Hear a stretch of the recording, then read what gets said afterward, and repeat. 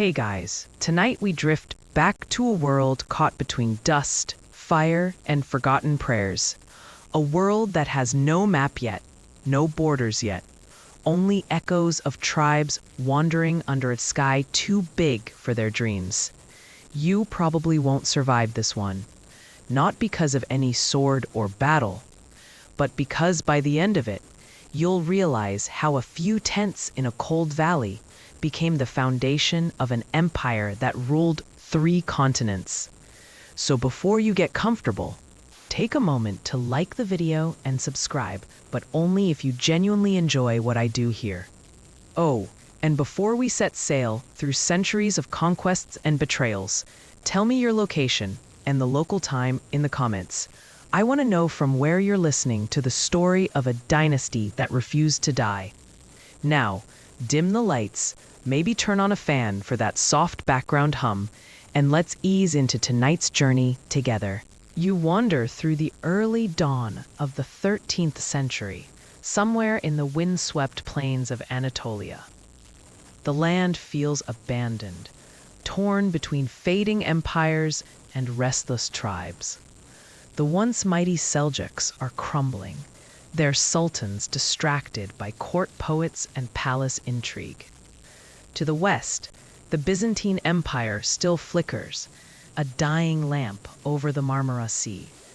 To the east, the Mongols thunder like an approaching storm. And somewhere in between, a handful of Turkic nomads cling to survival, herding sheep, melting snow for water, trading scraps of leather for grain. You can almost hear their language, harsh, rhythmic, filled with words borrowed from Arabs and Persians, spoken by men whose eyes have seen too much migration. These are the Oghuz Turks, wanderers of faith and hunger. Among them, one clan moves differently. They are called the Kai, proud of a wolf emblem stitched in blue thread on their banners. Their leader, Ertugrul, rides ahead of them, wrapped in fur, his beard frozen white, his mind heavy with visions of destiny. History barely remembers him, just whispers that his people were refugees fleeing Mongol fire. But scholars still argue whether Ertugrul was a real man or a myth sculpted by later generations who needed a heroic origin. What's certain is this: somewhere around 1230, his tribe stumbled into a corner of northwestern Anatolia, near Sugut, a region so quiet it seemed forgotten by both God and empire. You picture it now, a handful of tents beside a stream, women weaving cloth, children chasing goats. But the air feels charged, like the calm before lightning. This is where something begins. Ertugrul, legend says, once rode to aid a distant ruler, perhaps a Seljuk prince under attack by Byzantine forces. He intervened without hesitation, striking with his small band of warriors, helping the Seljuk cause. In gratitude, the prince rewarded him with a patch of land, a frontier zone that bordered Byzantine territory, a dangerous gift because it was both opportunity and invitation to war. You stand beside him in that cold dawn. His horse exhales clouds of breath. His soldiers kneel to pray. The crescent moon hangs thin and silver above them. They don't know it yet, but this borderland will become the heart of a new empire. Mainstream historians call this moment the spark of Ottoman history. But there's a strange, almost mystical flavor to the tale. Some folk songs describe how Ertugrul saw a dream, a vast tree growing from his chest, its roots sinking into Asia, its branches stretching into Europe, its leaves shading the world.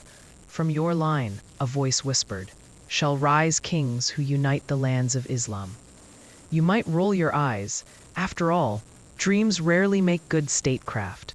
But centuries later, Ottoman chroniclers wrote that this very vision foretold Osman's birth, Ertugrul's son, the man who would turn faith into empire. For now, though, the Kai are just survivors.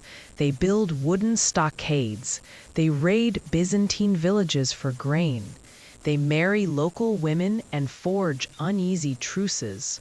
When a Byzantine patrol appears on the horizon, Ertugrul rides out himself, a curved sword gleaming at his side.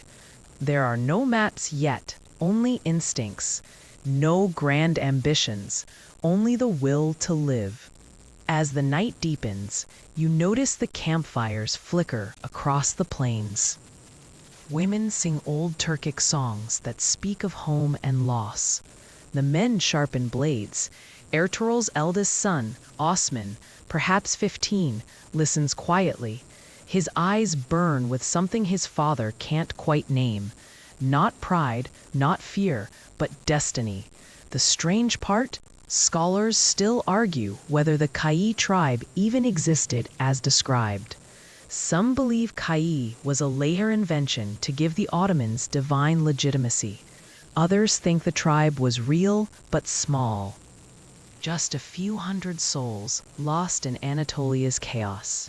Yet from those few hundred, within a century, would rise a power capable of taking Constantinople, commanding Mecca, and terrifying Vienna. For now, though, it's just you and the wind. You can smell smoke, leather, and snow. A wolf howls in the distance. The old Turkic spirit animal, symbol of endurance and rebirth. Somewhere nearby, Osman dreams in his tent. Tomorrow, the tribes will ride again, against Byzantines, against hunger, against history itself. You pull your cloak tighter as the stars flicker above Sugut. You don't know it yet, but you're standing at the birthplace of an empire that will last over 6 centuries, and whose fall will echo even in your own time. You wake to the sound of hooves thudding softly on the frozen soil. Dawn spills across the horizon like thin gold ink. Osman, son of Ertugrul, is already awake, pacing, whispering to his men, the air around him crackling with quiet ambition. The camp smells of smoke and boiled grain. Somewhere, a muezzin calls faintly, his voice trembling in the cold. You follow Osman as he mounts his horse, a lean, dark beast named Kariel. His eyes reflect the sky, calm, unreadable, dangerous. He's not a prince, not yet. He's just the son of a tribal chief, born into chaos, shaped by raids and hardened by exile. But in his silence, there's an echo of something vast, the seed of an empire. Osman's story begins in blood and bargain. The frontier between Byzantine and Seljuk lands is a restless zone, part desert, part mountain, part memory of ancient wars. Every ridge hides a skirmish, every village holds a spy. To survive here means mastering both the sword and the smile. Osman learns both quickly. He knows when to raid, when to trade, and when to kneel in prayer, so his men still see him as chosen. You watch him parley with Byzantine commanders across dusty fields, a thin line of riders on one side, armored soldiers on the other. Sometimes they exchange captives, sometimes arrows. Osman laughs easily, but never lowers his gaze. There's no empire yet, only small tribes pretending at kingdoms. But slowly, his name begins to travel, from campfires to mosques to the ears of men who still remember the glory of the Seljuks. One day, a Byzantine lord named Kose Mihal crosses his path. He's a local ruler, cunning, weary, torn between loyalty to a fading empire and curiosity about this young Turkish chief who speaks of justice and God's favor. Scholars still argue whether Mihal converted to Islam out of friendship or fear. But what's certain is that his allegiance changes everything. You imagine that meeting, Osman and Mihal seated on carpets beneath an olive tree, a jug of fermented milk between them. Hawk perched nearby. Osman speaks softly, his voice measured, eyes fixed on the horizon. He tells Mihal of a world where the weak are not trampled by kings, of a brotherhood that answers not to Constantinople or Mongols, but to Allah alone. Mihal listens. By sunset, he offers his sword. And just like that, Osman's world expands. His raids grow bolder. Small Byzantine forts fall one by one. The villages around Sogut begin to pay him tribute. Coins bearing the cross are melted down and recast with simple Arabic inscriptions. You can feel the shift. The Kai are no longer wanderers. They are conquerors in training. Still, survival at the frontier isn't all glory. Hunger stalks the camp. Winters bite deep. Osman's warriors boil leather straps when food runs out. Women stitch cloaks from the hides of raided cattle. And in the long, dark nights, they tell stories of Ertugrul's dream tree, of destiny foretold. You realize how myth works here. Not as fiction, but as fuel. There's a peculiar moment that Ottoman chroniclers love to recall. Osman's dream of the moon. He sleeps in the home of a holy man, Sheikh Edebali, a scholar revered for his wisdom and restraint.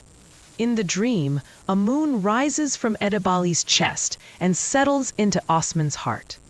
From his body grows a massive tree, its branches spreading across the earth, rivers flowing from its roots, mountains sheltering beneath its shade.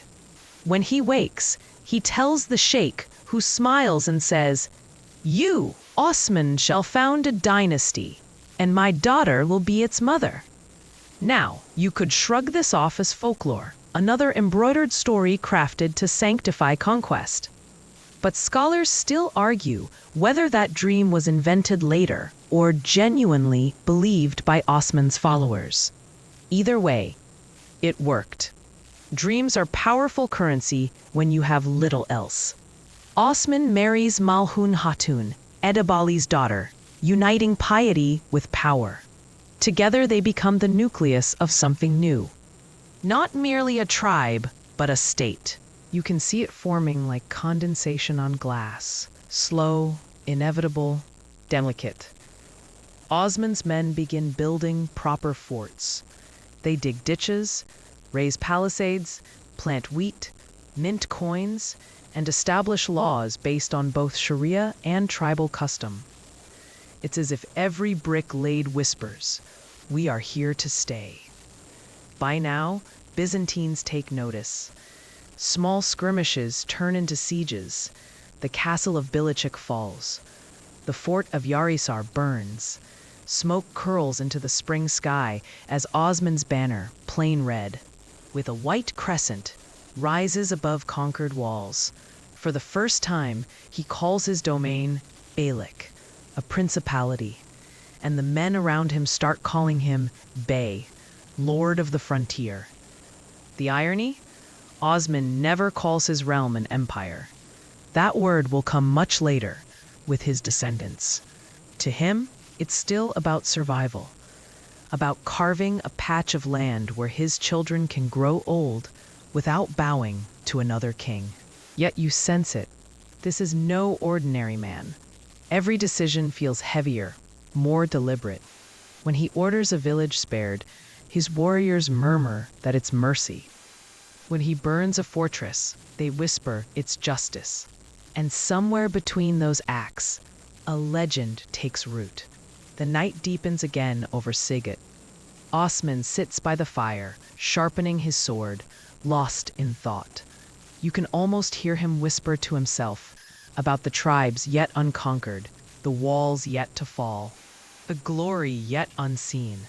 You feel it too, the faint hum of history in motion, the moment before the tide becomes a storm, because soon, very soon, the Ottomans will no longer just exist on the edge of empires.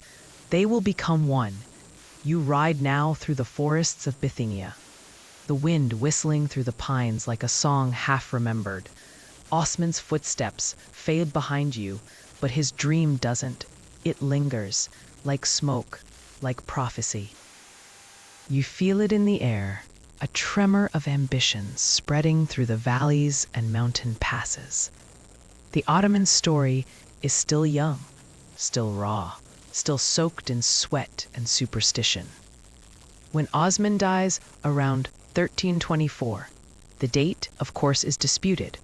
Scholars still argue whether it was 1323, 1324, or even later. His followers mourn, not just a leader, but a myth in motion. His body, wrapped in simple cloth, is buried overlooking the town of Sugut. That little settlement, which once trembled at the edge of two worlds. His son, Orhan, inherits more than a sword. He inherits an idea and the restless momentum of men who have begun to believe they are chosen. You follow Orhan as he surveys his father's lands, rolling plains, grazing flocks, a few wooden forts, nothing that screams empire yet. But Orhan's mind works differently. Osman fought like a frontier warrior. Orhan rules like a builder. His goal is not just conquest, but permanence. He reorganizes the army, introducing something unheard of for a nomadic lineage, a standing force paid in regular coin. He fortifies Bursa, turns it from a military prize into a royal capital. And when he captures it in 1326, after a siege so long that birds build nests inside abandoned helmets, something shifts forever. Bursa becomes more than a city. It becomes the heart of Ottoman identity. You walk its streets with him. The smell of dye, the clang of hammers, the whisper of Arabic calligraphy brushed onto parchment. It all feels alive. Orhan builds mosques, bazaars, and madrasas, blending Seljuk geometry with local Byzantine craftsmanship. The result is something new, not purely Eastern, not purely Western. You can almost hear the cultural gears clicking into place. Here's a curious detail. Orhan, the warrior's son, also starts minting coins, the first to bear the name Orhan bin Osman. Scholars still argue whether this was the real birth of the Ottoman state, not with the sword, but with the stamp. Because a coin means sovereignty, and sovereignty means history has officially taken notice. But conquest doesn't sleep long. Beyond Bursa lies Nicaea, once a jewel of the Byzantine crown. The Ottomans lay siege in 1331, and it's brutal. Starvation, disease, and the creak of siege towers dragging through mud. When the city finally falls, Orhan doesn't destroy it. He restores it, converts its churches into mosques, but keeps its scholars and artisans. That's his quiet genius, assimilation over annihilation. You realize the Ottomans' greatest weapon isn't just the sword, it's adaptability. They borrow, absorb, and reforge everything they touch. Byzantine administration, Persian court etiquette, Arab scholarship, all blended into one seamless identity. It's like watching a mosaic form, piece by shimmering piece. But empire also means marriage, both political and literal. Orhan weds Theodora Cantacuzene, daughter of a Byzantine nobleman. Imagine that wedding. Silks brushing chainmail, Greek hymns blending with Turkish flutes, priests and imams watching each other from opposite corners. Through that union, Orhan gains both legitimacy and leverage. Byzantines, once their enemies, now become their in-laws. History has a sense of humor, and it's this web of diplomacy that lets the Ottomans creep westward, step by careful step. One evening, Orhan's eldest son, Suleiman Pasha, stands on the shores of the Dardanelles. Across the water glows the faint light of Europe. He squints, maybe smiles, maybe wonders if the moon looks the same over there. When an earthquake topples part of the Byzantine fortress at Gallipoli in 1354, Suleiman acts fast, faster than anyone expects. His men occupy the ruins, raise the Ottoman flag, and refuse to leave. It's audacious, it's reckless, it's historic. Because this is the first Ottoman foothold in Europe. You pause, realizing how enormous that step was. The line between Asia and Europe wasn't just a body of water, it was centuries of cultural division. And yet, one tremor and one night raid later, the balance of power shifts. By the time Orhan grows old, the Ottomans control both sides of the Marmara. Trade flows like honey. Taxes swell. Soldiers train for campaigns deeper into the Balkans. The once nomadic tribe has become a state that eats cities for breakfast. Still, beneath all this triumph lies a shadow: succession. Orhan's sons quarrel.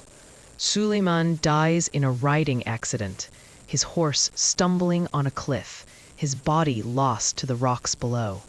Orhan mourns quietly, perhaps sensing the curse of kingship. That empire always asks for blood, sometimes even from one's own. As he weakens, another son rises, Murad, shrewd, patient, calculating.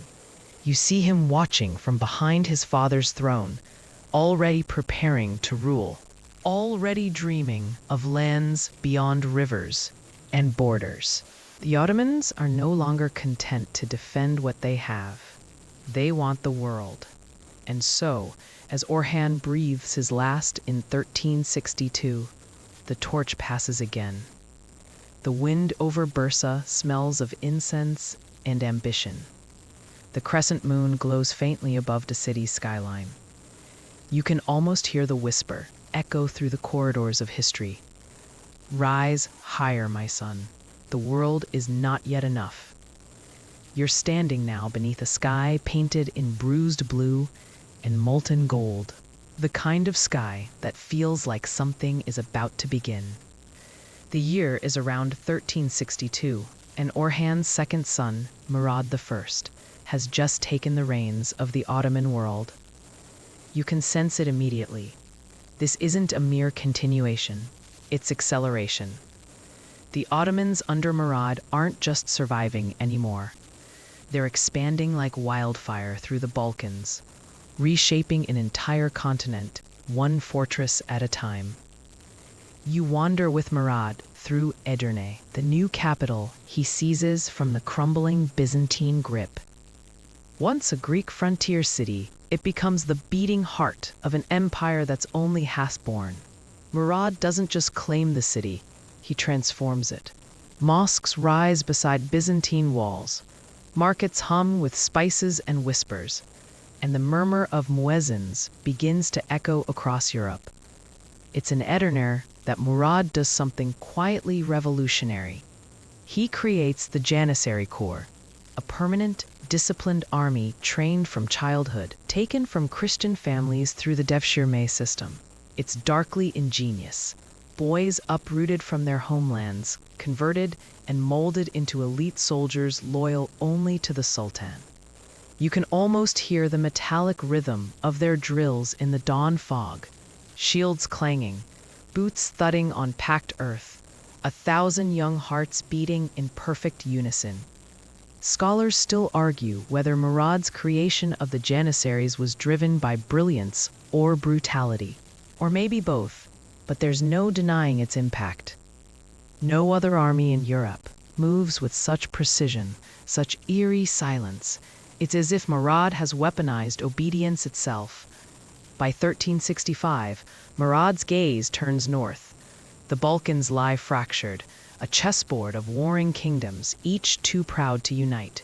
Serbia, Bulgaria, Bosnia, Wallachia, all with their own crowns, their own rivalries. Murad sees not chaos, but opportunity. You travel beside him as his armies march into Thrace, the air thick with dust and hymns. Castles fall, with barely a fight. Villages pledge allegiance. Monks hand over keys to monasteries. The Ottomans are no longer invaders. They're becoming overlords, and they're frighteningly good at it. At Maritsa River in 1371, you watch the night unfold like a nightmare for the Serbs. Two brothers, King Vukašin and despot Ugljesha, lead a massive army to crush the Ottomans once and for all. They march boldly, torches flickering like a sea of stars across the dark plain. But Murad's commanders, especially Lala Shahin Pasha, move like shadows. Under the cover of moonlight, the Ottomans strike first, a sudden, feral rush through sleeping camps. Tents collapse, horses bolt, men drown in the dark waters of the Maritsa before they can even lift a sword. By dawn, the river runs red, and Balkan independence has begun to bleed out. That victory changes everything. It sends a chill through Europe's courts. Even faraway kings begin whispering the name Ottoman with a mix of fear and awe. But not all of Murad's conquests are made with swords. He builds bridges, roads, and caravanserais, turning his empire into a living organism, arteries pulsing with trade and information. Edirne becomes a jewel, not just militarily, but spiritually. The Ut Sharafeli Mosque, with its three-tiered minaret, rises as both prayer and proclamation, a symbol that the Ottoman vision now belongs to both heaven and earth. You find yourself walking its courtyards, tracing the lines of Arabic calligraphy etched in marble, feeling how ambition has turned into architecture. Murad isn't just expanding land, he's expanding imagination. Still, in every empire, shadows follow glory. The Devshirme system, that quiet harvest of Christian boys, leaves scars across Balkan villages. Mothers hide their sons in wells, priests curse the soldiers under their breath, and songs of mourning spread in secret. Yet, paradoxically, those same boys grow into generals, governors, scholars, proof that Ottoman power is never simple, never purely cruel or kind. By the 1380s, the empire has swallowed Macedonia, Thessaly, and much of Bulgaria. Only a few Balkan lords remain defiant. Chief among them, Prince Lazar of Serbia, proud, pious, and unwilling to kneel. His resistance will lead to a collision so grand, so tragic, it will echo for centuries. Before that, though, Murad ensures the empire's foundations are steady. He establishes a bureaucracy that blends Islamic law with Byzantine practicality. He marries alliances as deftly as he wields armies. And in his court, you glimpse something curious. Not decadence, but purpose. The Ottoman world, even in its youth, hums with direction. Then, in 1389, the inevitable happens. The fields of Kosovo turn crimson. You can smell it before you see it, the copper tang of anticipation. The Ottoman army faces the Serbian coalition under Lazar, their banners fluttering against the storm-heavy sky. The battle begins with drums, arrows, and the metallic roar of men shouting God's name in two languages. By sunset, the field is a graveyard. Both armies are shattered. Murad himself is slain, assassinated by a Serbian knight named Miloš Obilić, who pretends to defect and then plunges a dagger into the Sultan's heart. It's a death fit for a legend. Some say Murad died praying, others say he smiled as he fell. Scholars still argue which version is true, but one thing is certain: his empire doesn't die with him. His son, Bayezid, is already in command before the body is cold. They'll call him Yildirim, the Thunderbolt, and under his rule, the storm will only grow. You drift forward through the smoke of Kosovo's aftermath, the scent of blood and damp earth clinging to the wind like an unshakable omen. You can hear the slow, rhythmic chants of soldiers burying their dead, while others whisper that Sultan Murad's soul now marches with angels. But there's no time for mourning. His son, Bayezid I, wastes no breath on grief. He steps into power as if born for the storm. They call him Yildirim, the thunderbolt, and the name fits. You feel it the first time he mounts his warhorse, the way he moves like lightning through chaos, striking before others can even raise a shield. The empire, instead of stumbling after Kosovo, accelerates. Bayezid doesn't inherit a fragile realm. He inherits a war machine. Within months, he crushes internal dissent, secures Edirne, and resumes the advance west. His first act is both symbolic and chilling, the execution of his own brother, Yaqub, to prevent a civil war. A brutal tradition begins, fratricide in the name of unity. Scholars still argue whether this was madness or mercy, but you can sense Bayezid's cold logic. Better one dead prince than a divided throne. The Balkans reel as the thunderbolt strikes again and again. Serbia is reduced to a vassal, Bosnia submits, and Bulgaria, proud and ancient, is wiped from the map. The Ottomans now stand at Europe's doorstep. You follow Bayezid's forces through mountain passes where snow glows pale under the moon. You see terrified towns lighting fires as the Ottoman banners crest the hills. Yet, amidst the terror, Bayezid surprises many with a strange brand of justice. Cities that surrender are spared. Markets reopen under new flags. Life continues, now under Ottoman law.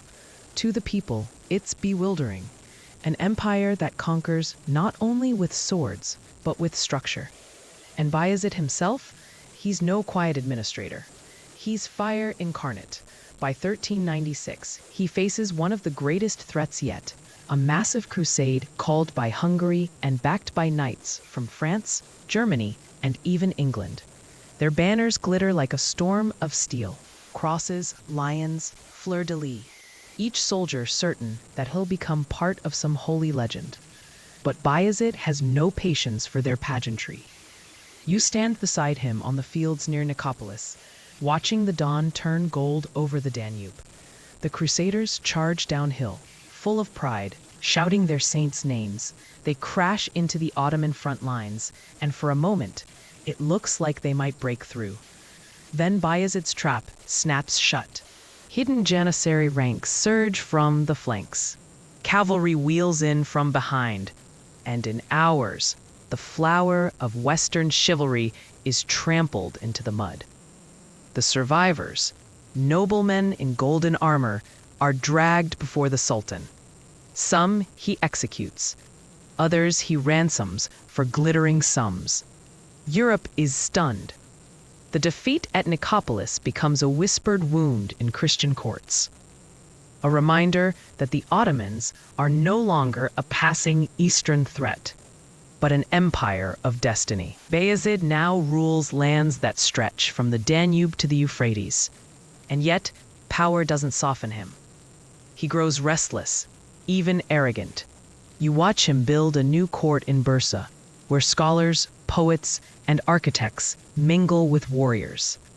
He orders the construction of the Ulu Kami, the Great Mosque, vast and serene, filled with sunlight and calligraphy.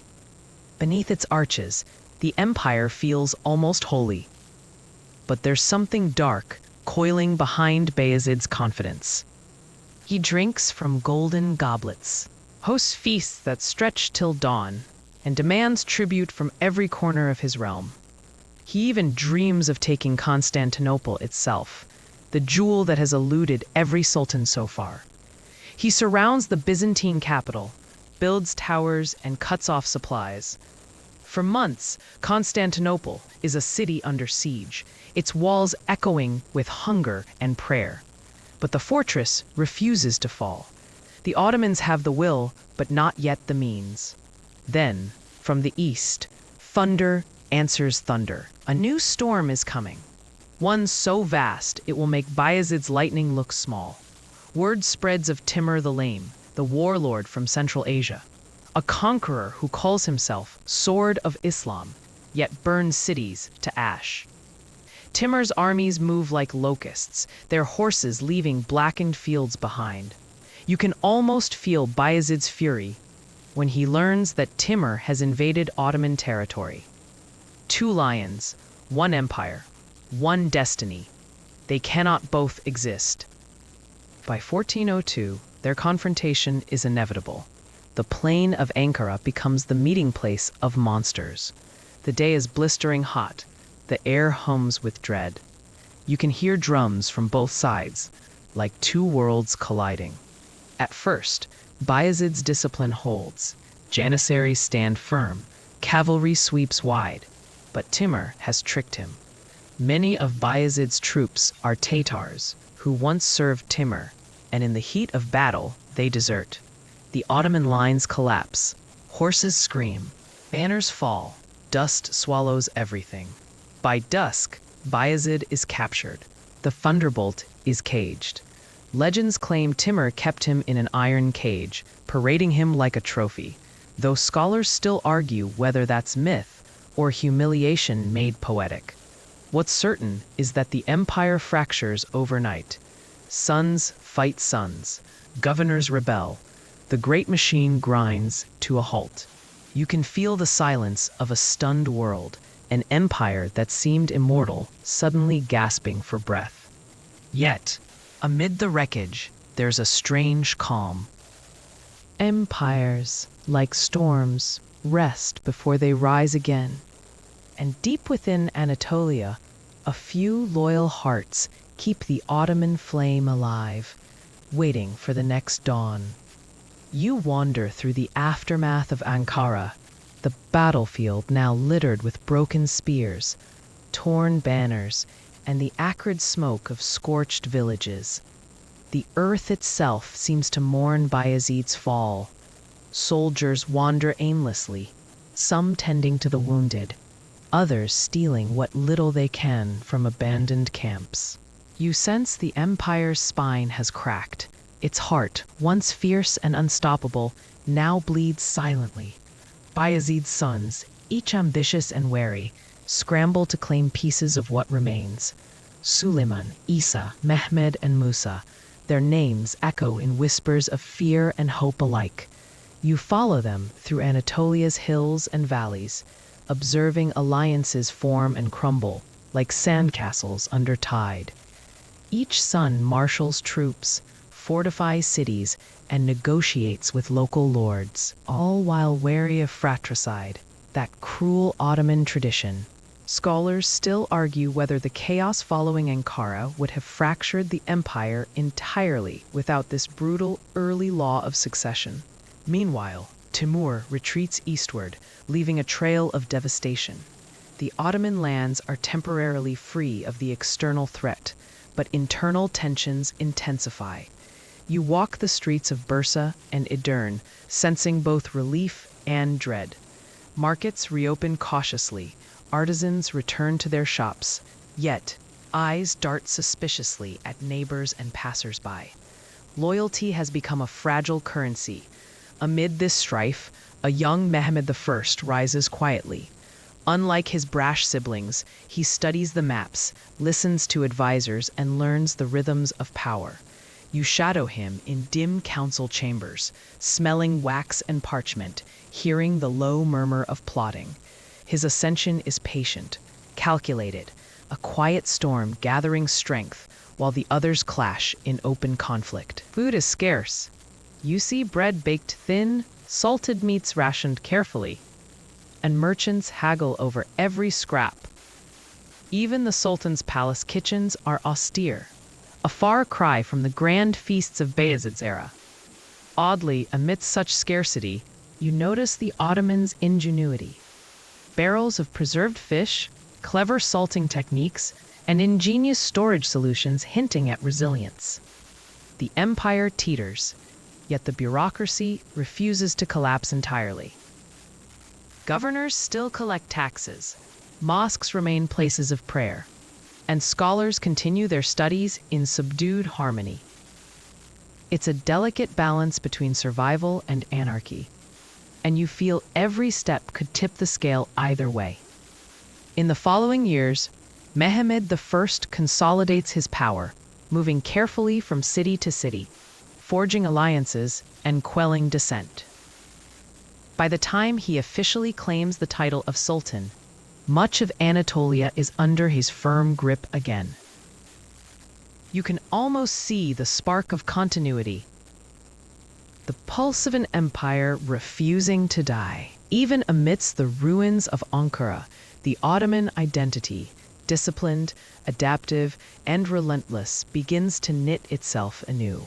You wander along the banks of rivers, past olive groves and fortified walls, sensing that the empire's heart, though wounded, beats with renewed purpose. And in the shadows of these quiet victories, you realize the Ottomans are learning perhaps the most vital lesson. Survival often demands patience, cunning, and sometimes ruthless restraint. You drift into the vibrant streets of Edirne, now freshly stabilized under Mehmed I's rule, where the whispers of power mingle with the sense of simmering stews and the tang of river water. The city feels alive yet cautious, like a cat emerging from shadow.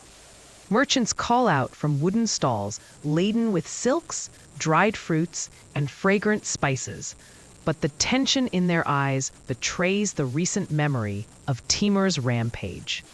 Scholars still argue whether the social resilience of cities like Edirne was innate or engineered through deliberate governance by Mehmed I. In the palace, you follow a procession of courtiers and scribes carrying illuminated manuscripts, ledgers, and rolled decrees. Golden light from high windows glints off gilded columns, illuminating the meticulous care of Ottoman administrators.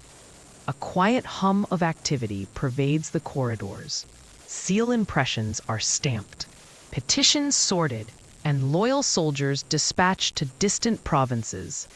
You notice the oddity of court life. Sometimes a scribe slips a morsel of spiced, dried fruit to a weary guard, a minor gesture that balances formality with humanity.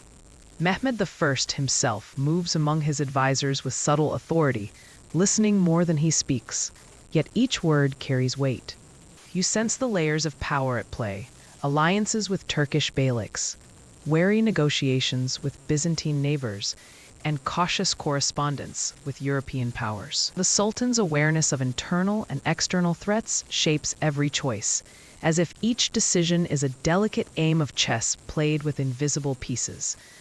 Outside the palace, the city markets show the ingenuity of survival.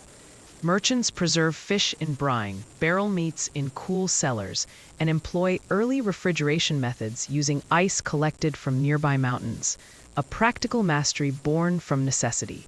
You wander past a spice vendor's stall, noting that even under strict taxation, creativity thrives. Here, in the heart of recovered Anatolia, the Ottoman spirit strengthens, disciplined, adaptive, and ever watchful.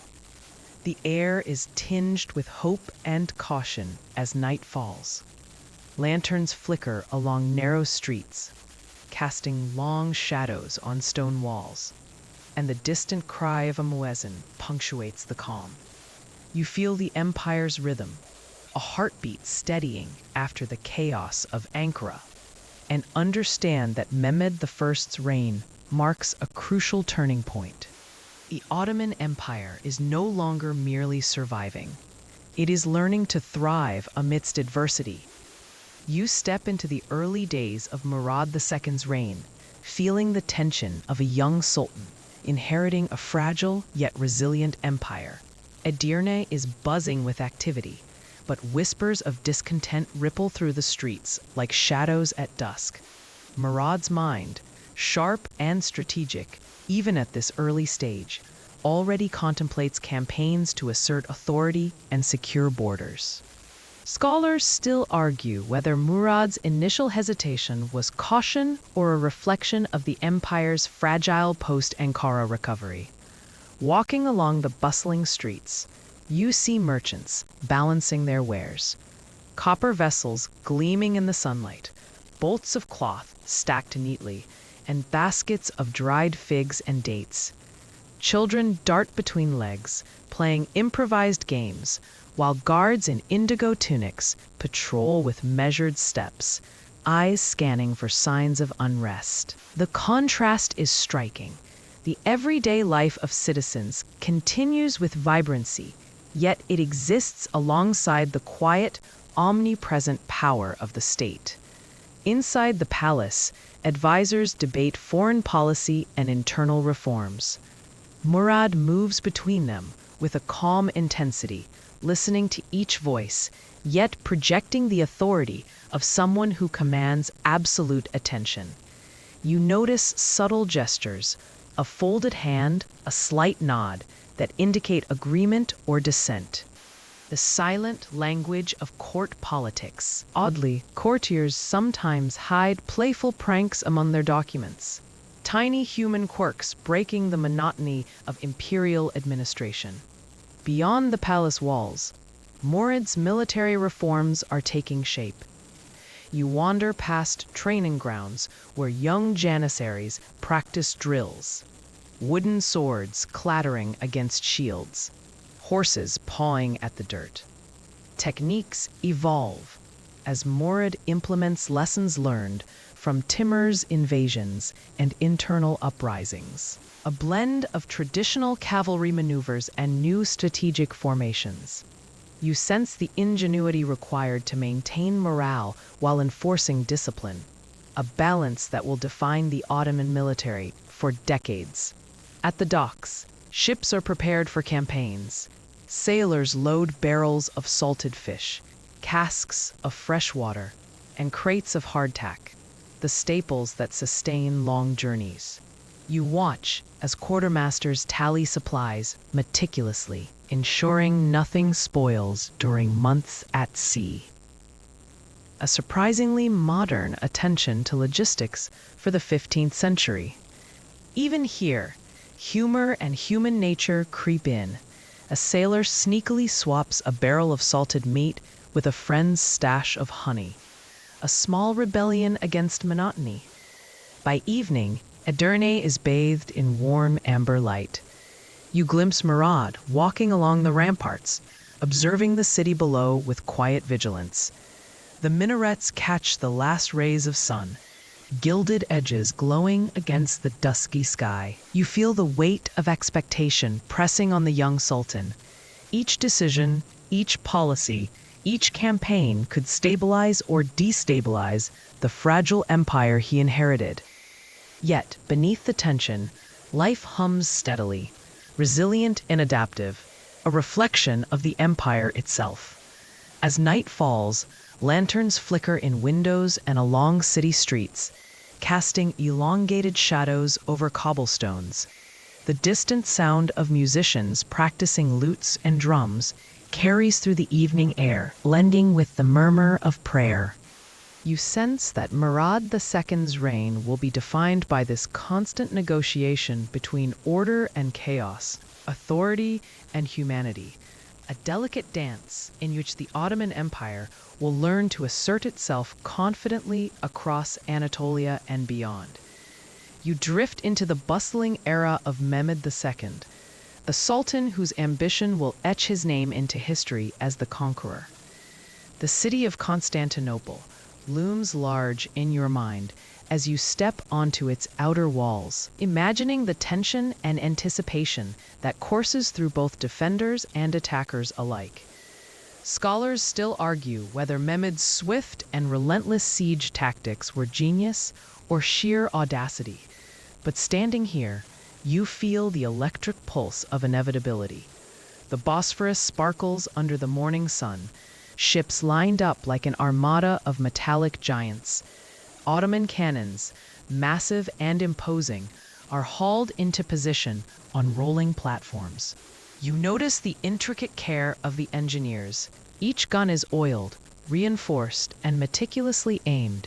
Nearby, janissaries practice scaling ladders and testing fortifications, their movements precise, yet filled with the nervous energy of young men on the edge of history. Oddly, some soldiers leave tiny carved wooden charms tucked into their belts, perhaps for luck, perhaps for courage. Small human quirks against the backdrop of impending battle. Within the command tent, Mehmed pores over maps spread on a richly embroidered carpet.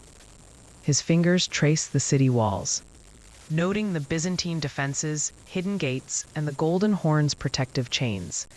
Advisors murmur among themselves, offering cautious opinions, while spies bring information about the enemy's provisions. You sense the careful orchestration required. The siege is not only a test of strength, but also patience, planning, and psychological warfare. On the hills surrounding the city, artillery crews fire massive stone projectiles, the earth trembling with each impact. You wander among them, feeling the raw power and chaos as dust, smoke, and the occasional spark fill the air. Civilians of both faiths watch from a distance, unsure whether to hope for survival or surrender. The siege is a theater of contrasts, methodical precision and explosive violence, fear and exhilaration intertwined. Inside Constantinople, defenders scramble to reinforce walls, dousing flames and repairing breaches. Horses snort in stables, soldiers shout orders, and the distant clang of metal against metal rings through the city. You notice children hiding in alcoves, clutching family heirlooms, eyes wide with both terror and curiosity. Even amid such danger, life persists in small, subtle gestures. A mother smoothing her child's hair, a baker offering bread to the exhausted guards. As sunset bathes the city in gilded light, you walk along the Ottoman encampment. Bonfires flicker, illuminating faces of tired soldiers, advisors whispering strategies, and engineers reviewing plans. The hum of anticipation is palpable. Every element of preparation, every calculated risk, sets the stage for a conquest that will reshape the known world.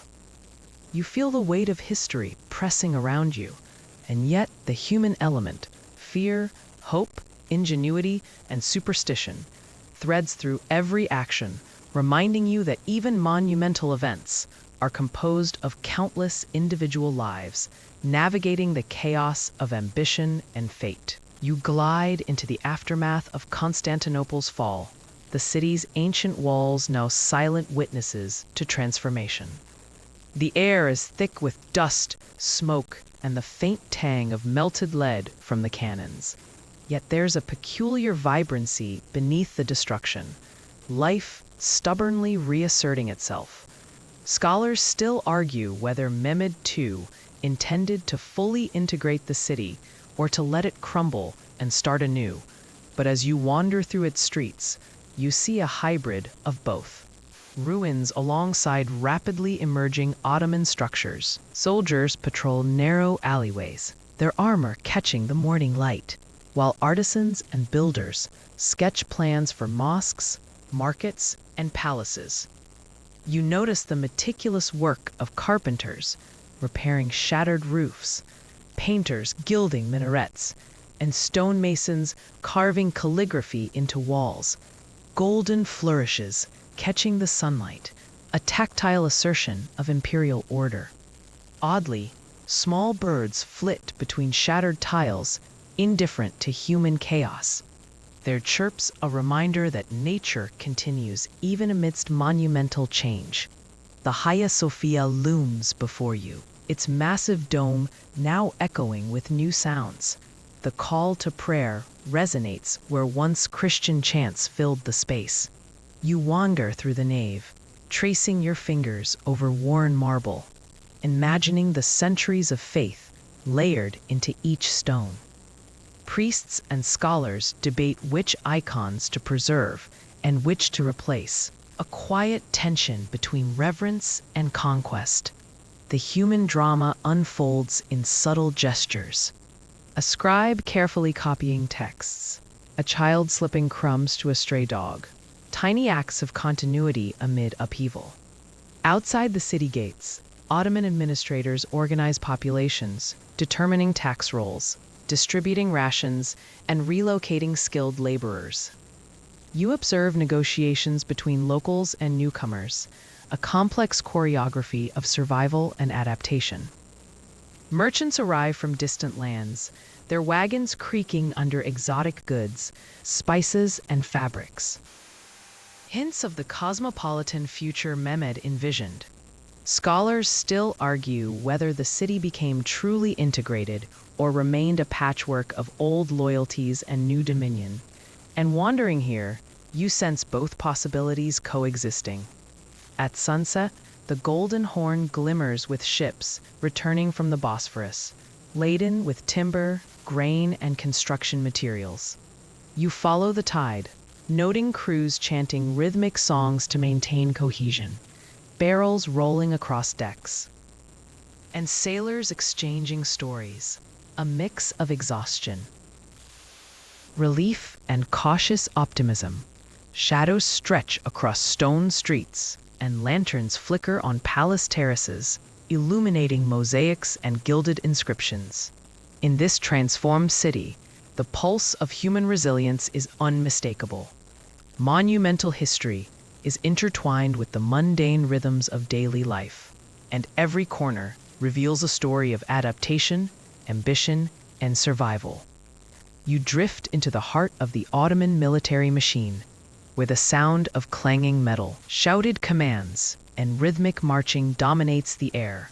Janissaries, elite infantry recruited from Christian boys through the Devshirme system, train relentlessly in tightly organized formations, their indigo tunics and polished weapons glinting under the afternoon sun. Scholars still argue whether the Devshirme was more coercive or a social mobility ladder. But standing here, you can't ignore the discipline and intensity etched into every movement. Around the training grounds, horses snort and paw at the dirt, their riders adjusting reins and practicing maneuvers. You wander close to observe archers and musketeers, noting how meticulously they handle powder, arrows, and crossbows. Oddly, some soldiers carry personal talismans, carved wooden charms, or small pendants tucked beneath their armor, as if superstition were as essential as technique. Children peek from behind walls, eyes wide with curiosity, perhaps imagining themselves one day among these elite troops, their tiny hands clutching miniature wooden swords or clay shields. Nearby, commanders examine maps spread on low wooden tables, their fingers tracing potential campaigns. The scent of ink and parchment fills the shaded pavilions, and scribes furiously note every adjustment. Merchants and supply runners constantly appear and disappear, delivering rations of salted meat, hard bread, and barrels of water, essentials for sustaining the military's relentless pace. Scholars still debate the actual efficiency of Ottoman logistics, yet seeing the intricate coordination, it feels almost miraculous. In the barracks, you glimpse soldiers sharpening blades and tending armor. Conversations range from strategy to gossip, punctuated by bursts of laughter or the occasional reprimand. Small domestic details stand out: a jug of wine cooling in a stone basin, a dog curled in a sunlit corner, and a woven basket filled with fresh fruit for the officers. The human element persists amidst the rigor, reminding you that even warriors live within a network of care, superstition, and habit. As evening falls, the training grounds empty, shadows stretching long across flagstones and tents. Fires are lit, casting amber light on the meticulous organization of gear, while the rhythmic chant of a distant sentry echoes across the compound. You sense the pulse of an empire in motion, disciplined, strategic, yet strangely human in its small, tangible rhythms. Each figure, each action contributes to a living system poised for conquest and administration, a fusion of order, tradition, and the everyday details that sustain it. You find yourself amidst the grand bustle of an Ottoman city in its prime, where merchants, craftsmen, and scholars navigate narrow streets lined with intricately carved stone and timber-framed houses. The air is fragrant with spices, cumin, cinnamon, and cloves. wafting from open market stalls where vendors display dried fruits, nuts, and glistening fish, while curious children weave between shoppers, their laughter mingling with the calls of merchants. Scholars still argue whether the economic boom came primarily from conquest or trade alliances, but the city pulses with undeniable energy. In a nearby square, artisans hammer metal, spin wool, and carve marble, each stroke precise, almost meditative. You wander closer to witness a potter shaping clay into water jugs, the earthy scent grounding you amid the vibrant chaos. Oddly, small charms hang from shop doors, intended to ward off misfortune, a subtle reminder that superstition intertwines with everyday commerce. Women in indigo, teal, and saffron robes negotiate loudly yet elegantly, balancing baskets of fruit atop their heads, while musicians strum lyres and drums nearby, adding rhythm to the cacophony. Mosques dominate the skyline, their domes and minarets gilded by the afternoon sun. You drift toward one, noticing scholars debating in shaded courtyards, ink-stained hands gesturing over ancient scrolls. The interplay of faith, governance, and learning is palpable. Religious leaders guide moral order, while administrators document trade, taxation, and legal decisions. Oddly, pigeons coo softly from the rooftops, indifferent to human ambition, yet they punctuate the scene with quiet life. Fountains bubble, children splash playfully, while older citizens sip from carved stone basins, the ritual of hydration as intricate as the carved patterns around them. A small bakery nearby emits the scent of freshly baked bread, its loaves stacked in neat rows. Scholars still debate the extent of urban sanitation, but the city seems to balance practical necessity with aesthetic flourish. As dusk approaches, lamps are lit in shops and homes, casting soft amber light across cobbled streets. The city transitions from the frenzy of commerce to the hush of evening routines. Families gather, servants close shutters, and the muezzin's call drifts over rooftops. You sense the heartbeat of an empire, not just in battles or politics, but in the steady, ritualized motions of daily life, where commerce, culture, and community interweave seamlessly. Local bakers mix barley and wheat into coarse loaves, and women on balconies hang herbs to dry, the smell of oregano and thyme floating on the wind. Yet not everything is peaceful. You notice the shadows of dissent, a young soldier murmuring complaints about unpaid wages, an artisan worried about looming taxes, and the ever-present threat of rebellion in distant Anatolian villages. Mehmed's eyes, though calm, must weigh every whisper against the broader stability of the realm. Oddly, you find a pattern. Minor acts of defiance coexist with extraordinary loyalty, a duality that defines the Ottoman approach to governance. At sunset, the city glows in amber and russet hues. You trace the silhouette of the Selimi Mosque's minarets against the sky, imagining prayers echoing through the streets. Mehmed I walks among the people incognito, blending into shadows yet absorbing the pulse of Edirne, a ruler shaping an empire through observation, patience, and quiet authority.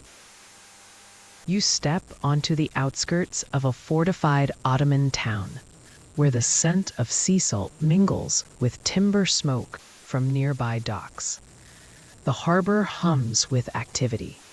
Galleys and merchant ships sway gently against the wooden piers, sailors hauling barrels of grain and crates of exotic goods, while dockhands in russet and indigo tunics shout directions over the lapping waves. Scholars still argue whether naval supremacy or strategic geography secured the empire's dominance. But from your vantage, the balance of power is tangible in every knot of rope and polished oar. Aboard one ship, you watch a captain inspect maps and compasses, his fingers tracing the lines of trade routes that stretch across the Mediterranean and beyond. Oddly, tiny charms, seashells threaded onto ropes, hang from masts, intended to protect sailors from storms, blending superstition with navigation. Below deck, barrels of salted fish, dried meats, and preserved fruits are meticulously stowed. Their arrangement a subtle testament to the Ottoman mastery of supply management. You imagine the long voyages where preservation was as critical as skill in seamanship. On shore, artisans craft nets, ropes, and sails, their hands roughened by labor, yet precise in motion. Merchants haggle over silk, spices, and precious metals, while children dash between stalls, clutching loaves of bread or shiny trinkets. The soundscape is punctuated by the cry of gulls and the rhythmic creak of timber underfoot. Women in saffron and teal headscarves ferry baskets filled with fish, their laughter carrying above the bustle. Nearby, the Sultan's envoys inspect shipments, ledgers in hand, while guards in gleaming armor keep watch. You note the intricate patterns on shields and helmets, gilded accents catching the afternoon sun, small yet deliberate displays of authority. Oddly, stray cats slink along the pier edges, weaving between barrels and crates. Their presence unnoticed by the humans, yet vital to controlling vermin that might spoil precious goods. As evening descends, lanterns are lit along docks and streets, reflecting in the water like scattered gems. Sailors gather around fires, sharing tales of distant lands, while musicians pluck at lutes and tambourines, filling the harbor with melodies that seem to hold the vastness of empire in their chords. You linger at the edge of the quay, sensing the pulse of an empire, not just in conquest, but in the daily rhythm of trade, vigilance, and community life, where even the mundane becomes part of a grand tapestry of power and survival. You wander into the heart of the Ottoman capital, where the city rises in layers of stone and timber, minarets piercing the sky like silver arrows against the dusk.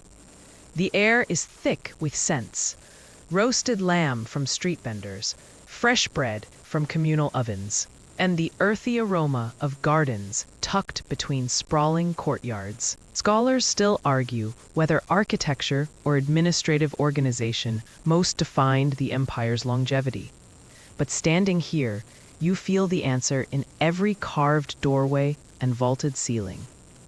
Courtiers in indigo and saffron robes move with deliberate grace along marble-paved streets, their golden belts and jewelry glinting in the fading sun. Servants follow closely, carrying trays of dates, figs, and honeyed pastries, delicacies that sustain not just body, but status. Oddly, small tokens of protection, like amulets embroidered into the lining of cloaks, are common, believed to guard against misfortune during long journeys or political intrigue. You note the careful choreography. Every movement, every glance, seems coded with etiquette, a subtle dance of hierarchy and influence. In the Grand Bazaar, merchants call out wares from every corner: silks dyed in deep indigo, saffron-stained rice, brass lamps polished to gleam, and spices that scent the air with distant lands. You brush past stalls where craftsmen hammer bronze, carve ivory, and weave carpets with intricate patterns, each stitch echoing a tradition centuries old. Children dart between adults, balancing small cups of sherbet or pieces of sweet bread, their laughter carrying across narrow alleys. From a distance, you hear the rhythmic splashing of fountains in courtyard gardens, where lilies float on reflective pools, and cypresses frame sun-dappled paths. Women in teal and russet tunics, faces partially veiled, tend to these gardens, trimming herbs and flowers, their movements blending precision with grace. The odd quirk appears in tiny birds, perched near blossoms, unafraid, as if aware they belong to the scene, a small testament to the harmony between human and natural design. As night falls, lamps flicker along city walls, their golden glow mirrored in windows and puddles. Scholars, scribes, and poets gather in libraries and chambers. Ink-stained fingers tracing calligraphy on vellum scrolls, preserving knowledge even as empires expand and contract. You linger by a narrow street, hearing distant chants from a mosque and the clatter of late-night merchants closing stalls, sensing the heartbeat of a civilization where discipline, artistry, and daily life converge to sustain power over centuries. You wander deeper into the Ottoman military sphere, where discipline and spectacle shape both fear and admiration. The barracks are a labyrinth of stone walls and timbered roofs, echoing with the clatter of boots, the scraping of swords, and the low murmur of men reciting commands. Scholars still argue whether the Janissary Corps' loyalty to the Sultan or their rigorous training more cemented the empire's expansion. But witnessing their drills, you can almost see the answer in each precise step, each raised weapon. Young recruits in russet and teal uniforms practice maneuvers with pikes and sabers, muscles tense and eyes focused, while senior soldiers supervise, their indigo cloaks fluttering in the morning wind. Oddly, some carry small charms tucked into belts, believed to protect them in battle, a subtle collision of superstition and military rigor. The air is sharp with the scent of oiled leather, metal, and the faint smoke from distant braziers where food is slowly roasting for the troops. Nearby, siege engines are lined up for inspection. Timbered towers, catapults, and ballistae stand like silent giants, ready to bring down fortifications far beyond the city walls. Artisans polish bronze fittings and carve reinforced joints, the gilded details catching the sun in flashes of brilliance. You watch soldiers adjust ropes and pulleys, exchanging murmured advice, their teamwork a delicate balance of strength and coordination, a living metaphor for empire itself. In a quieter courtyard, musicians play wooden flutes and hammered dulcimers, a melodic backdrop to the clang of training weapons. Even in the discipline of war, artistry persists. Tapestries hang from walls, depicting victories and hunts in indigo, saffron, and russet threads, their gilded accents sparkling under torchlight. Children of military families peek through lattice windows, eyes wide with fascination, learning early the mingling of awe, fear, and civic pride. As evening falls, the distant call to prayer mingles with the low hum of evening drills, while sentries patrol the perimeter, torches illuminating the crenellated battlements.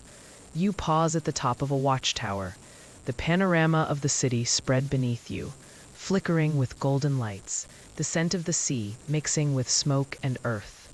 Here, at the intersection of strategy, ritual, and daily life, the heartbeat of the empire pulses strongest, a testament to centuries of calculated expansion, disciplined order, and the quirks of human devotion.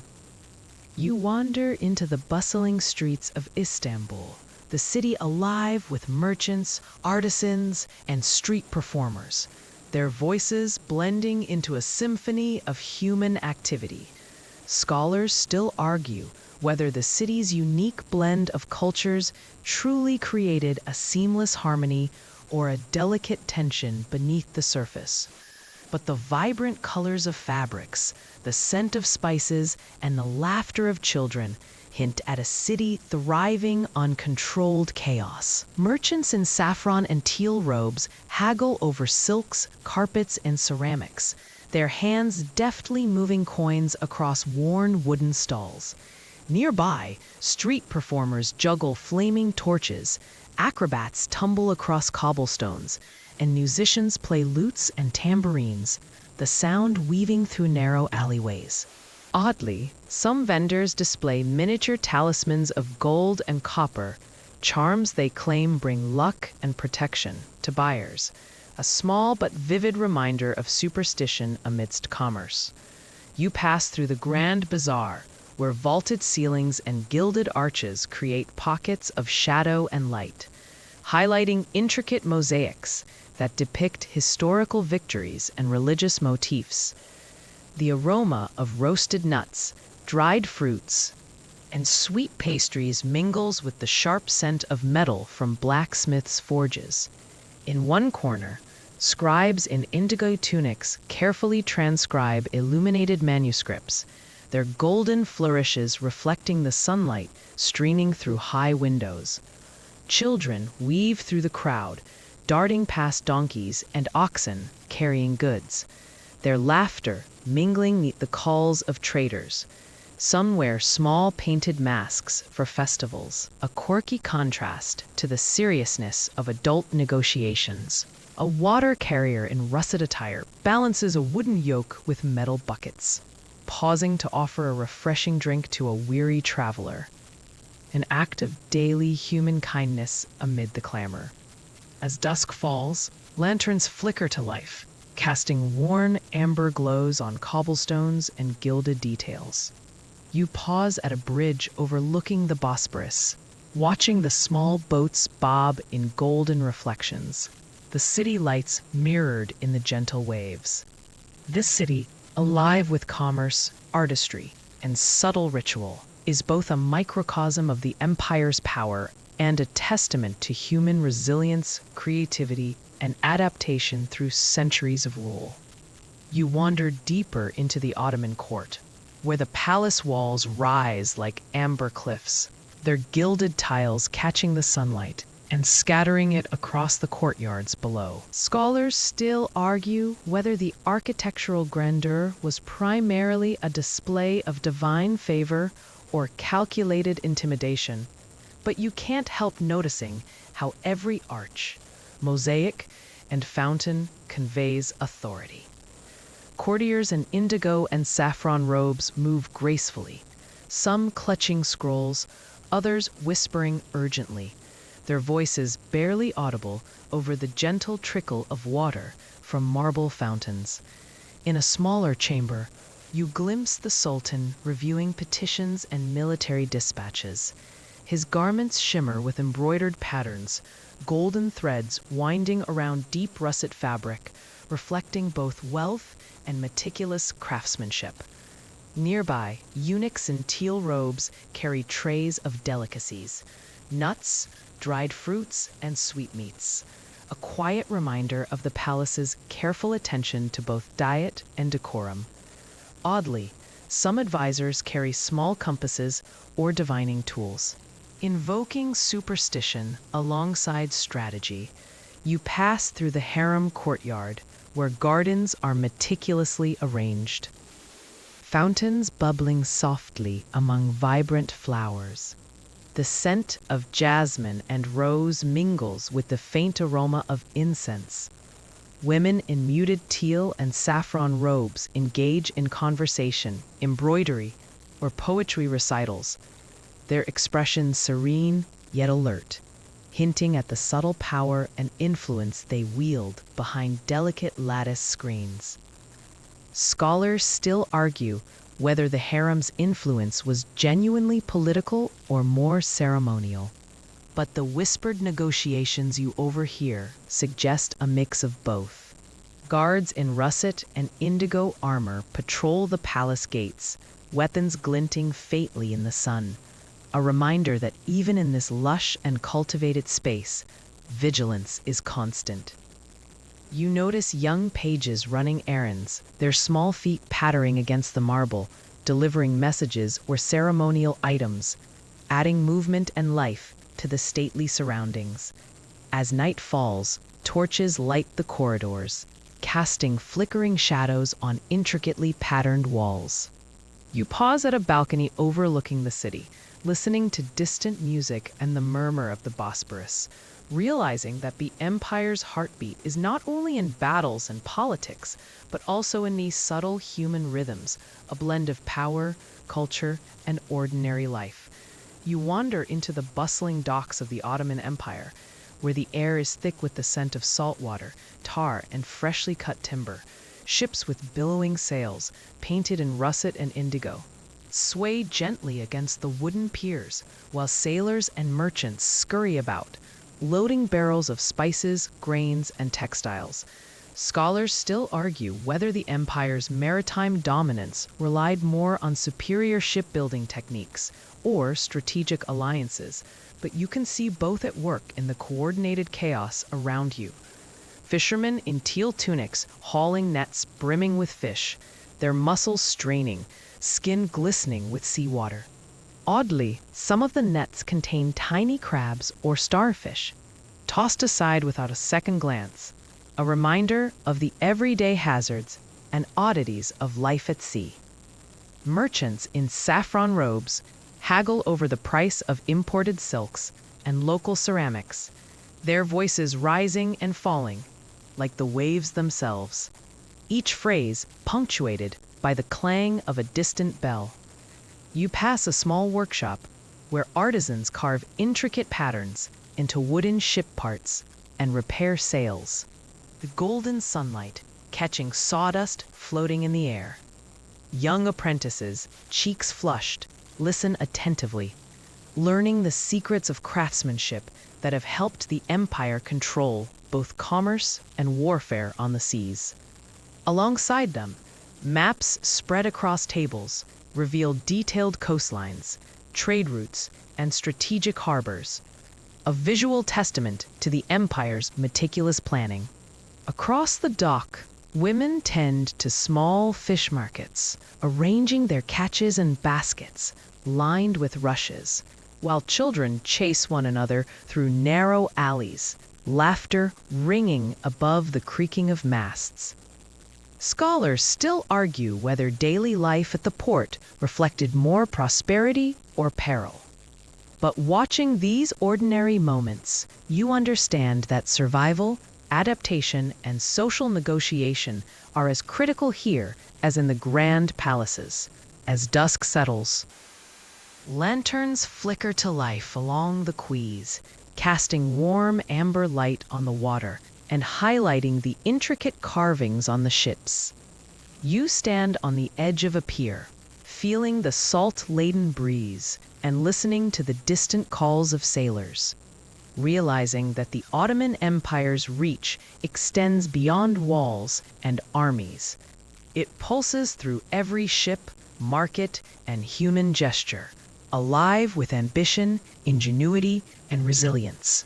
You wander through the opulent corridors of Topkapi Palace, where the walls are adorned with intricate tilework in shades of cobalt, saffron, and emerald. Golden calligraphy shimmers under the soft glow of hanging lamps, while silk draperies sway gently from open windows, carrying the scent of jasmine and the distant Bosphorus. Scholars still argue whether the palace's architectural splendor served more as a political statement or a spiritual sanctuary, but you can't help but feel both as you step carefully on polished marble floors. Courtiers in indigo and russet robes glide past, murmuring confidential news or gossip, their jeweled daggers tucked discreetly into belts. In a quiet alcove, eunuchs sweep corridors and carry trays of fruit and honeyed pastries, their movements precise and deliberate, almost ritualistic. Oddly, some trays also hold small, delicate mirrors, and perfumed powders, subtle tokens of status and daily indulgence that outsiders rarely witness. Through an arched doorway, you glimpse Sultan's private quarters, where cushions of teal and gold are scattered across the floor, and low tables bear vessels of water, dates, and nuts. Servants attend silently, pouring sherbet or arranging scrolls of poetry and maps, their actions a quiet choreography of devotion and efficiency. You notice a faint smell of rose oil, a detail that seems trivial yet evokes the human presence behind imperial grandeur. In the courtyard beyond, fountains ripple and catch the last rays of the sun, while caged birds chirp melodically, their gilded cages reflecting the late afternoon light. Guards in saffron and indigo tunics march along the perimeter, their eyes sharp, yet their pace measured, blending vigilance with the rhythm of palace life. Scholars still argue whether these security measures were more for protection or theatrical display, a way to project power to both visitors and residents alike. As night falls, lanterns flicker in the gardens, casting dancing shadows on mosaic pathways.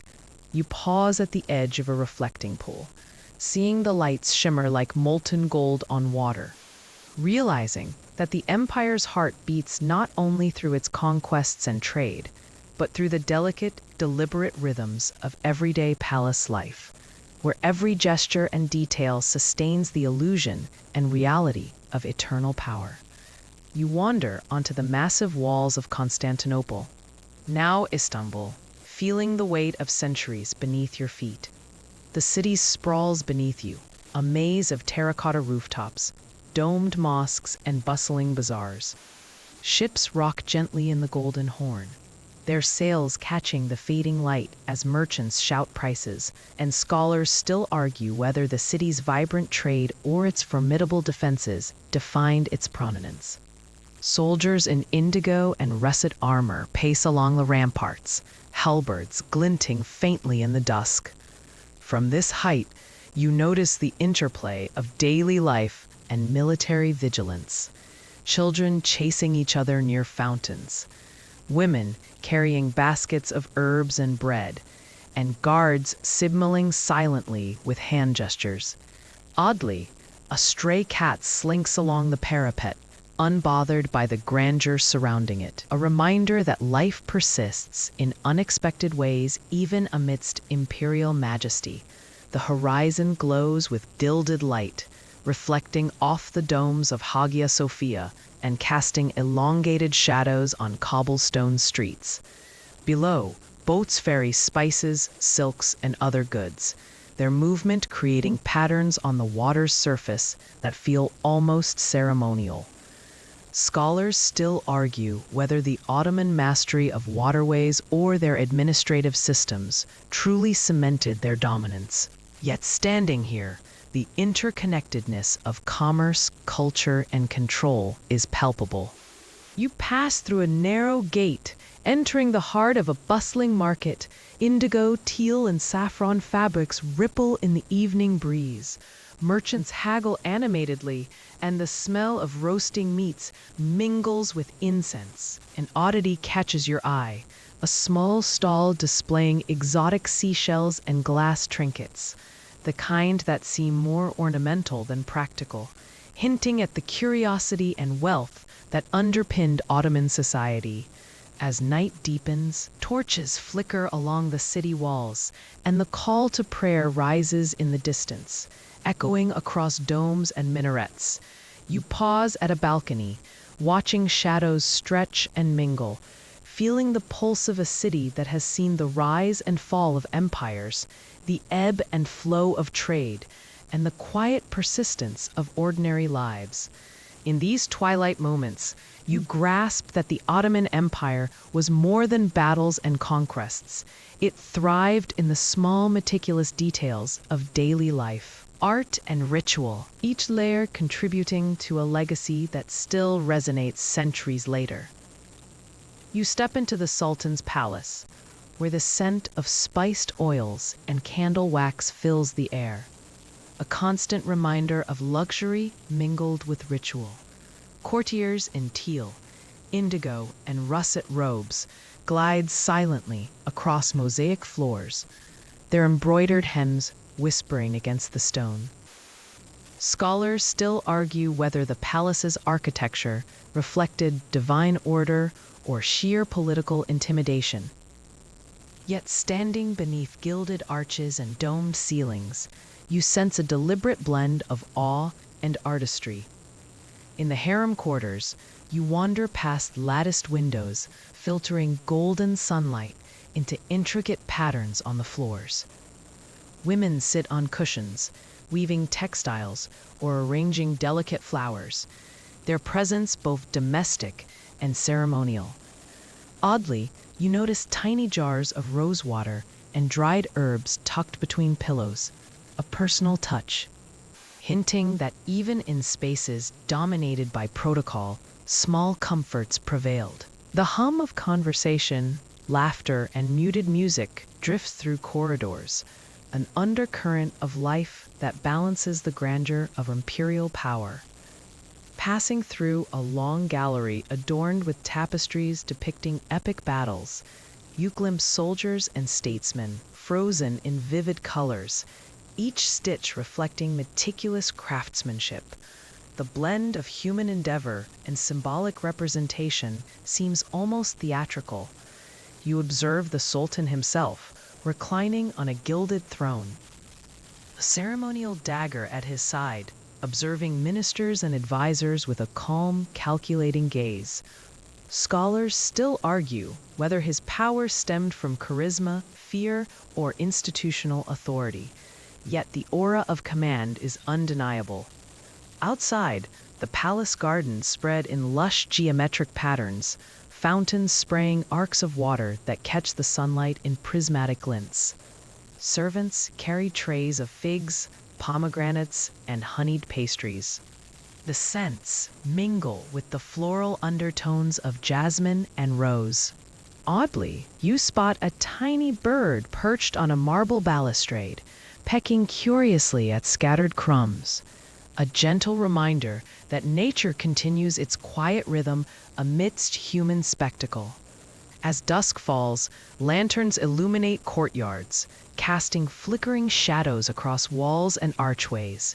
You pause to watch the interplay of light, color, and motion, realizing that the Ottoman Empire's influence was woven as much through culture, artistry, and everyday ritual as it was through conquest and diplomacy. Each corner of the palace whispers stories of ambition, luxury, and the meticulous balance of power that kept an empire thriving for centuries. You now sail through the bustling docks of Constantinople, where the clatter of wooden carts, shouting merchants, and creaking ships forms a chaotic symphony. Warriors in indigo tunics unload barrels of grain and sacks of spices, while women in russet and teal headscarves negotiate the price of silk and cloth. Scholars still argue whether the city's wealth derived more from trade or from its strategic military dominance. But as you watch ships gliding across the Bosphorus, you understand that both were inseparable. The smell of salt water mingles with smoked fish and freshly baked bread, while gulls wheel overhead, diving and squawking for scraps. Oddly, a small boy teeters precariously on the edge of a dock, balancing a basket of figs, a vivid display of youthful daring amidst the controlled chaos of commerce. You wander past wooden warehouses lined with gilded beams, each door carved with symbols of families and guilds, hinting at centuries of tradition and pride. At a market stall, you notice exotic items, ivory combs, Persian silks, and spices imported from India, stacked beside local produce. The merchants' loud haggling contrasts with the subtle movements of clerks tallying coins and parchment scrolls. You pause to examine the intricate patterns painted on ceramic jars and glass bottles. Odd, delicate touches suggest both artistry and an understanding of status signaling in commerce. Beyond the marketplace, you glimpse a small courtyard where artisans practice metalwork, hammering copper and bronze with rhythmic precision. Sparks fly, catching the fading sunlight, highlighting the dedication behind each object. Scholars still argue whether these crafts were primarily utilitarian or symbolic displays of wealth, but you sense the pride and skill etched into every piece. As evening descends, the call to prayer rises from nearby minarets, intertwining with the murmur of merchants closing their stalls. Lanterns light narrow streets, reflecting gilded accents on stone walls. You wander through the labyrinthine paths, noting the intricate balance between bustling activity and serene order, the lifeblood of Constantinople that fueled the empire's enduring legacy. Even amidst the noise, there's a rhythm, a pattern in chaos, hinting that the city itself was a living, breathing emblem of Ottoman ingenuity and power. You now follow the Sultan's ceremonial procession through the grand palace complex, where marble courtyards stretch into gilded pavilions and fountains whisper in the afternoon breeze. Courtiers in saffron, indigo, and russet robes bow and curtsy as the Sultan passes, a figure both awe-inspiring and terrifying. Scholars still argue whether these elaborate displays were primarily for political intimidation or cultural expression. But standing here, you feel the weight of centuries of power concentrated in the palace walls. The air is scented with a mix of rosewater, incense, and the faint tang of iron from ceremonial armor laid out for inspection. Oddly, a small troupe of entertainers juggles tiny golden balls, their movements precise and mesmerizing, offering a fleeting human touch amidst regal formality. You wander past elaborately tiled halls, each mosaic depicting triumphs of past sultans and victories over distant lands. The geometric patterns seem endless, an optical echo of the empire's vast reach. A group of guards polishes ceremonial weapons, their tunics catching the glint of shell gold embedded in the hilts. In a side corridor, musicians tune oud and lyre, readying a performance for the Sultan's evening audience. You pause to admire the delicate craftsmanship, carved wooden frames, inlaid mother of pearl, and copper accents gleaming softly. Scholars still debate whether these instruments were originally ceremonial or functional, yet their presence now evokes both prestige and cultural sophistication. From the balcony above, you observe the city spread out like a living map, domes and minarets catching the sunlight, streets winding like veins across the landscape. Oddly, a merchant cart below tips precariously, spilling oranges onto the cobblestones. A fleeting reminder that life carries on beyond palace grandeur. You take in the contrast between ceremonial control and everyday chaos, the balance that defined the Ottoman Empire's enduring resilience. As shadows lengthen, lanterns ignite along palace corridors, casting flickering golden patterns on carved stone and painted ceilings. You wander through gardens where fountains murmur and cypresses sway, realizing that even in a space designed to awe and dominate, the empire's human rhythm, workers, entertainers, courtiers, breathes quietly beneath the grandeur, sustaining the Sultan's world. You follow the Sultan into the imperial harem, a labyrinth of silk-draped rooms, tiled alcoves, and fountains murmuring under the filtered light of gilded lattices. Courtiers move with whispered precision, balancing trays of fruit, perfumed oils, and gilded goblets of sherbet. Scholars still argue whether the harem was primarily a political institution to consolidate power or a private space for royal leisure, But as you step inside, the air is heavy with both intrigue and the scent of jasmine. Women in teal, russet, and saffron robes glide silently, their delicate slippers tapping against polished marble floors, while eunuchs stand guard, eyes sharp, posture rigid.